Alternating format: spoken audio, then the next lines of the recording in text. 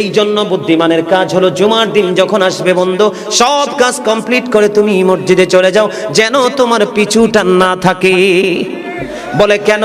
আমাদের দোষের কিন্তু বন্ধু শেষ নাই। জুমার দিনে মুসল্লিরা যায় সবার পরে এবং বের হয়, ইমাম সাহেব যখন ডানে বামে সালাম ফেরায়, মনে হয় যেন বন্ধু বিশ্বযুদ্ধ শুরু হয়ে গেছে, কার আগে কে রে বার হয়ে যাবে। অথচ আমার নবীর আদর্শ নিয়ে আমি আজকে ওয়াজ করছি বন্ধু। Disturb, don't disturb me. তোমরা আমি বললে আওয়াজ দিবে, নয় তো চুপ করে আলোচনা শুনবে, কারণ আজকের সময় অত্যন্ত গুরুত্বপূর্ণ। কারণ আমি যদি 5 মিনিট সময় পাই, একটা হাদিস শোনাতে পারবো।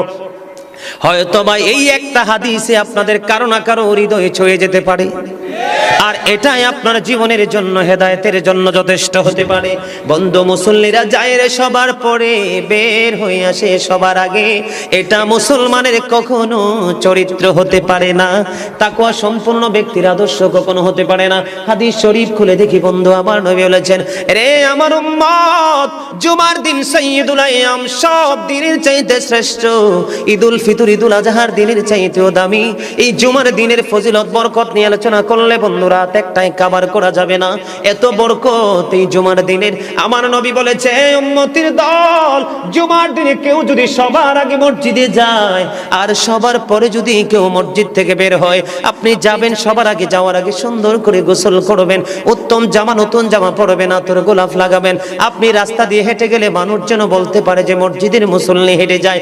আর চারপাশ বন্ধু সুঘ্রাণে মুখরিত হয়ে যাবে। এমন ভাবে সবার আগে বন্ধু মসজিদে যাবেন, যাইয়া মসজিদে ঢোকার সময় ডান পাওটা দিয়ে মসজিদে ঢুকবেন, ঢুকে গিয়ে নামাজের শুরুতে বসে যাবেন। বসে যখন আপনি আল্লাহর ইবাদত করতে করতে করতে করতে সব মুসল্লি বন্ধু বের হয়ে যাচ্ছে, আপনারা তাড়াহুড়া করার দরকার নেই। কারণ মনে রাখতে হবে, আসছি সবাই যেমনি একা একা, আবার যাব একা একা, হিসাবও দিতে হবে একা একা। পৃথিবীর সব মানুষ পর হয়ে গেলেও আমার কোনো সমস্যা নেই, আমার আল্লাহ এবং নবী আমার আপন হলে আই এম ভেরি সাকসেস। আমার নবী বলেছেন, বন্ধুরে 14 গ্রামের মানুষ বিরক্ত হইও না, আমাকে বন্ধু কেউ শত্রু মনে করো না, আমি তোমাদেরকে জাস্ট উপদেশ দিচ্ছি, মানা না মানা তোমাদের ব্যাপার। হেদায়েতের হাত কিন্তু আল্লাহর কুদরতি হাত, আমার কাছে কিছু নেই, আমি শুধু উপদেশ দিব, ইনস্ট্রাকশন দেব। বন্ধু, নবী বলেছেন সবার আগে তোমরা মসজিদে চলে যাবে, বের হবে সবার পরে।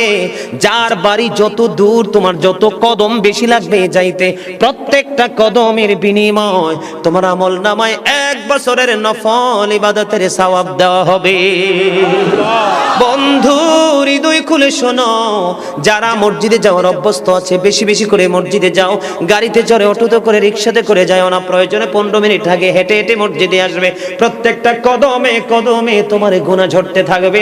মসজিদ থেকে রিটার্ন যখন করবে বাড়ির দিকে, প্রত্যেকটা কদমে কদমে নফল ইবাদতের সওয়াব ঢুকতে থাকবে।